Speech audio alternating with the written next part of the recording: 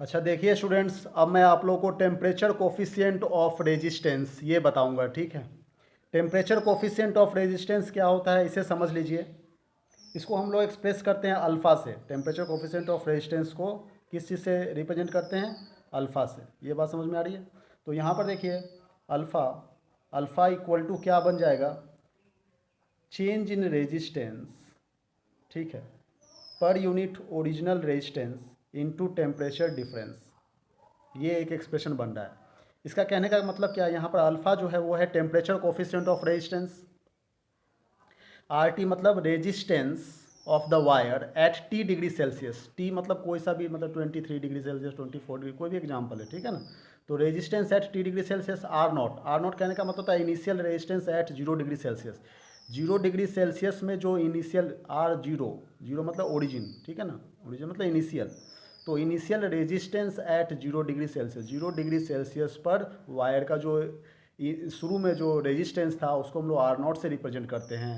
और जब टेम्परेचर बढ़ करके टी डिग्री सेल्सियस हो गया तो उस समय जो रेजिस्टेंस हुआ वायर को वो हम लोग आर टी से रिप्रेजेंट करते हैं, ठीक है। यहाँ पर टी कहने का मतलब टेम्परेचर डिफरेंस से है, ठीक है। टेम्परेचर डिफरेंस मतलब टी माइनस जीरो। ये 0 degree initial temperature, T degree final temperature, final से इनिशियल को माइनस कर दिए तो टेम्परेचर डिफरेंस निकल के आ गया। ये बात कुछ समझ में आ रही है आपको? जैसे T minus zero equal to temperature difference की बात कर रहे हैं, ठीक है। तो अब देखिए ये जो एक्सप्रेशन हमने बताया है इसी एक्सप्रेशन को ही हम लोग टेम्परेचर कोफिशिएंट ऑफ रेजिस्टेंस की एक्सप्रेशन की बात कर रहे हैं। ये एक्चुअली अल्फ़ा जो है वो क्या है? टेम्परेचर कोफिशिएंट ऑफ रेजिस्टेंस है।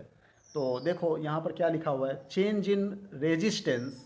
चेंज इन रेजिस्टेंस मतलब R T minus R naught. Change in resistance पर ओम ओरिजिनल रेजिस्टेंस। ये देखो ये पर ओम ओरिजिनल रेजिस्टेंस हो गया आर नॉट, ठीक है ना।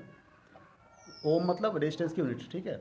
अच्छा, राइज इन टेम्परेचर पर degree Celsius, rise in temperature पर, पर मतलब ऑब्लिक, ठीक है ना। Degree Celsius rise in temperature, ये टेम्परेचर डिफरेंस मतलब जितना टेम्परेचर राइज हो रहा है, ठीक है।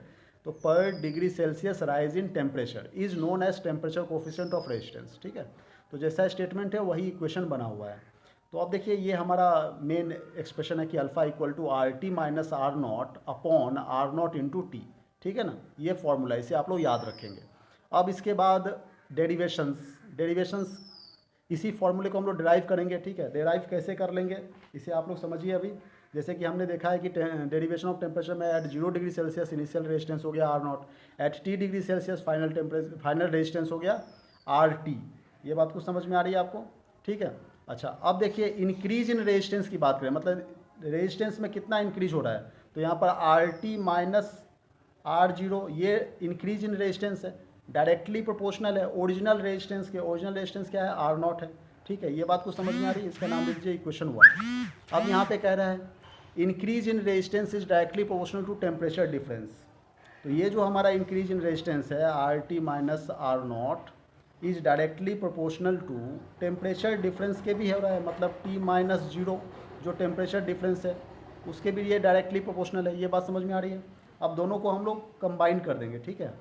तो लिखते हैं फ्रॉम इक्वेशन 1 और 2, इन दोनों को हम लोग कंबाइन कर देंगे। तो कंबाइन करके हमें क्या एक्सप्रेशन बन रहा है ये देखिए।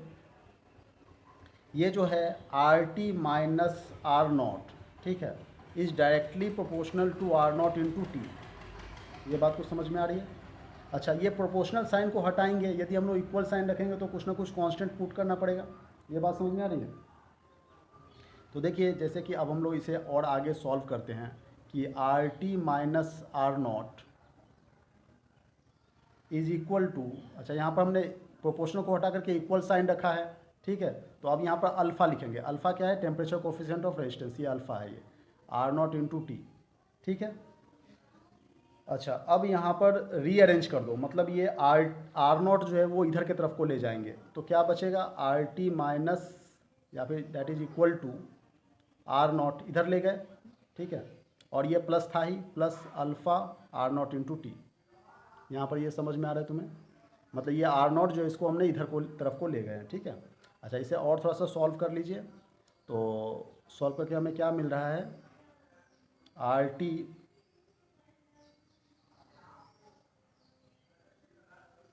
माइनस ये आर नॉट को फिर से इधर को तरफ को ले जा रहा है, ठीक है। R nought equal to alpha R not into T. यदि हम लोग अल्फ़ा का एक्सप्रेशन फाइंड आउट करें कि अल्फ़ा इक्वल टू हो जा रहा है R T minus R nought, ठीक है, upon R not into T.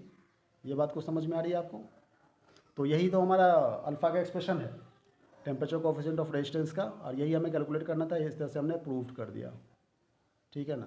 तो जैसे कि temperature coefficient of resistance equal to क्या हो रहा है, चेंज इन रेजिस्टेंस पर ohm original resistance per degree Celsius rise in temperature. तो ये राइज इन टेम्परेचर, तो टेम्परेचर डिफरेंस मतलब राइज इन टेम्परेचर की बात कर रहे हैं, ठीक है। यहाँ तक समझ में आ रही बात। अब इसी तरीके से हम लोग ये देखिए, सिमिलरली यदि हम लोग निकालें कि रेजिस्टिविटी की बात करें, तो रेजिस्टिविटी जो होगा वो टेम्परेचर के साथ में भी उसी तरीके से रिलेशन होगा जैसे रेजिस्टेंस का था, ठीक है ना। तो इसका एक्सप्रेशन भी हम लोग इस तरह से लिख सकते हैं कि rho T equal to rho nought 1 plus alpha nought into T, ठीक है। ये बात कुछ समझ में आ रही? ये ठीक उसी तरीके से जैसे यहाँ पर देखिए हमने लिखा था आर टी, ठीक है ना, R T equal to R nought plus alpha R not into T. यहाँ पर देखिए आर नॉट को कॉमन ले लीजिए, ठीक है ना, तो वही आ जाए ना, मतलब आर के जगह पर रो लिख दिए, ठीक है ना। तो आर टी है, यहाँ पर रो टी हो गया, ये R nought common, rho nought common ले लेंगे तो क्या बचेगा यहाँ पर 1 plus alpha into R nought alpha into T. वही चीज़ यहाँ भी है 1 प्लस अल्फ़ा इंटू टी, ठीक है। ये बात को समझ में आ रही है? तो अब ये अच्छा, ये रो नॉट क्या है? रो नॉट कहने का मतलब होता है रेजिस्टिविटी एट 0 डिग्री सेल्सियस पर जो रेजिस्टिविटी है वायर का, यहाँ पर टी डिग्री सेल्सियस पर जो रेजिस्टिविटी है आर टी का। अल्फा नॉट मतलब टेम्परेचर कोएफिशिएंट ऑफ रेजिस्टिविटी की बात कर रहे हैं, और टी क्या है? वो टेम्परेचर डिफरेंस है, ठीक है। यहाँ तक समझ में आ रही बात। अब देखिए टेम्परेचर कोएफिशिएंट ऑफ रेजिस्टेंस जो होता है वो मेटेलिक कंडक्टर की यदि हम लोग बात करें तो मेटेलिक कंडक्टर में वो पॉजिटिव होता है, ठीक है। इसे आप लोग याद रखेंगे। तो यदि ये पॉजिटिव है इसका मतलब क्या है कि यदि टेम्परेचर को बढ़ा दिया जाए तो रेजिस्टेंस भी बढ़ जाएगा, ठीक है। ये बात समझ में आ रही है? यदि हम लोग टेम्परेचर को बढ़ा दें तो रेजिस्टेंस इसका बढ़ जाएगा वायर का। इसका मतलब मेटल कंडक्टर में अल्फ़ा की वैल्यू पॉजिटिव होता है। अच्छा, इसकी ग्राफ यदि हम लोग बनाए तो स्ट्रेट लाइन का ग्राफ बनेगा, ठीक है। जैसे हम लोग इसकी ग्राफ बनाए,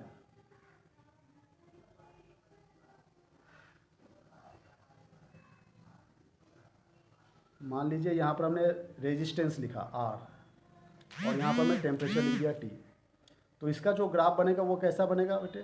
स्ट्रेट लाइन बनेगा, ठीक है, स्ट्रेट लाइन ग्राफ। क्योंकि टेम्परेचर के साथ में रेजिस्टेंस जो है वो डायरेक्टली प्रोपोर्शनल है कि नहीं? टेम्परेचर बढ़ेगा तो यहाँ पर रेजिस्टेंस भी बढ़ जाएगा। ये बात को समझ में आ रही है? तो इसलिए यहाँ पर स्ट्रेट लाइन ग्राफ बन रहा है। जैसे मान लीजिए यहाँ पर जो सो हमने ले लिया, यहाँ पर ये देखो, ये ग्राफ जो है वो इस तरह से डायरेक्टली पोर्शन है, टेम्परेचर के साथ में रेजिस्टेंस का स्ट्रेट लाइन का ग्राफ है, ठीक है। तो यहाँ पर मान लो T1 डिग्री सेल्सियस है तो इसकी रेजिस्टेंस कितना हो जा रही है? इसकी रेजिस्टेंस R1 हो रही है। यदि हम लोग T2 मतलब टेम्परेचर जो है बढ़ा दिए तो रेजिस्टेंस भी इसका बढ़ गया, यहाँ पर R2 हो जा रहा है, ठीक है। तो इस तरह से जो है वो टेम्परेचर बढ़ रहा है तो रेजिस्टेंस भी बढ़ रहा है, इसलिए यहाँ पर स्ट्रेट लाइन का ग्राफ बन रहा है। तो लेकिन सेमीकंडक्टर की बात करें यदि हम लोग, सेमीकंडक्टर या फिर इंसुलेटर की, तो ये निगेटिव होता है, ठीक है ना। इसकी वैल्यू निगेटिव बनती है। यहाँ पर निगेटिव कहने का मतलब क्या है कि यदि हम लोग रेजिस्टेंस जो है वो डिक्रीज हो जाएगी टेम्परेचर के बढ़ने से, ठीक है। टेम्परेचर को यदि हम लोग बढ़ा दें तो इसकी रेजिस्टेंस जो है वो एक्सपोनेंशियली डिक्रीज होती है। इसका ग्राफ बनता है, इस तरह का एक्सपोनेंशियल ग्राफ बनता है। तो यदि हम लोग ग्राफ इसकी भी बनाए तो रेजिस्टेंस वर्सेस टेम्परेचर की ग्राफ बना दे तो बहुत ही आसान सा ग्राफ है इसका। इधर हम लोग टेम्परेचर को प्लॉट कर देंगे टी को, ठीक है, इधर रेजिस्टेंस को प्लॉट करेंगे आर को, और इसका जो ग्राफ बनेगा सेमीकंडक्टर इंसुलेटर का वो एक्सपोनेंशियल बनेगा इस तरह का। मतलब टेम्परेचर बढ़ेगा तो रेजिस्टेंस डिक्रीज होगा। ये बात को समझ में आ रही है? ये सेमीकंडक्टर के लिए है, सेमी कंडक्टर, ठीक है ना, एंड इंसुलेटर, दोनों का ग्राफ इसी तरीके से बनेगा, ठीक है। और यहाँ पर ये जो ग्राफ था ये मेटेलिक कंडक्टर के लिए था, ठीक है। फिगर 1 की बात करें यदि हम लोग तो ये मेटेलिक कंडक्टर,